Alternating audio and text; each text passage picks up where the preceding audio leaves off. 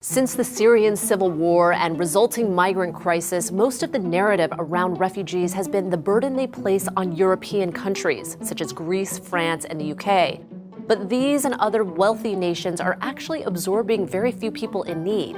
In fact, of the 21 million refugees in the world, most are living in just a handful of countries, many of which are suffering from their own financial and political problems. So we wanted to know which countries have taken in the most refugees. Well, a refugee is someone who is forced to leave because their country has become too dangerous, for instance, from a war or natural disaster. As of the end of 2015, Pakistan hosts about 1.6 million refugees, a vast majority of whom have entered from neighboring Afghanistan. Most fled when the Soviet Union invaded during the Cold War, and as a result, a majority are second and third generation. In the 1970s and 80s, the Pakistani government welcomed Afghan refugees, allowing them to open businesses and settle with local populations. However, as more and more arrived and relations between Pakistan and Afghanistan declined, Pakistan gradually changed its tune. In December 2015, it gave all refugees 6 months to leave, later extending the deadline another 6 months. More than 250,000 have since returned to Afghanistan, most of whom were not even born there. Another destination for refugees is Turkey, which hosts an estimated 3 million asylum seekers as of June 2016. While roughly 90% are from Syria, many are from Afghanistan, Iraq, Iran, and Somalia. Over the course of 2014 and 2015, nearly 1 million migrants and refugees fled Turkey for Greece or other European countries, often taking dangerous and unorthodox routes on land or sea. After hundreds of deaths, the EU and Turkey brokered a deal in which all migrants attempting to settle in Greece would be returned to Turkey. In exchange, Turkey got a number of benefits, including more than $6.5 billion for resettlement efforts.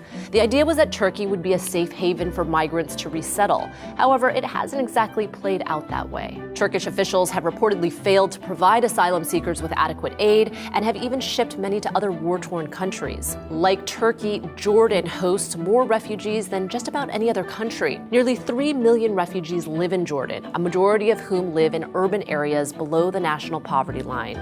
More than 2 million are Palestinian, most of whom settled in Jordan after it occupied and annexed the West Bank in the mid-20th century. But some are actually Palestinian Syrians who fled from the Syrian civil war, making them double refugees. In 2014, Jordan closed its border with Syria, and in 2016, Jordan's King Abdullah II announced that the country had reached a boiling point and that it could no longer provide aid to refugees without further help from the international community.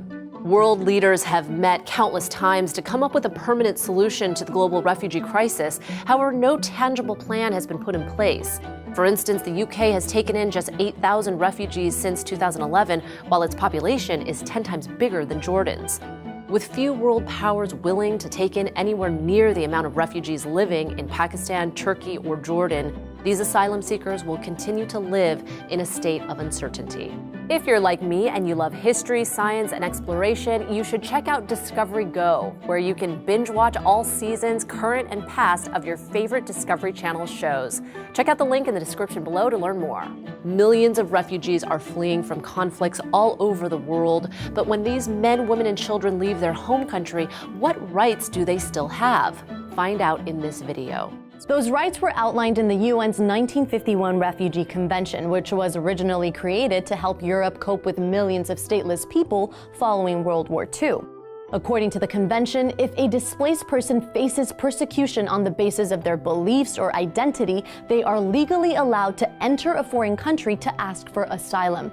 Additionally, this host country is not allowed to send them back to their home state if their life or freedom would be threatened. Thanks for watching Seeker Daily. Please don't forget to like and subscribe for new videos every day.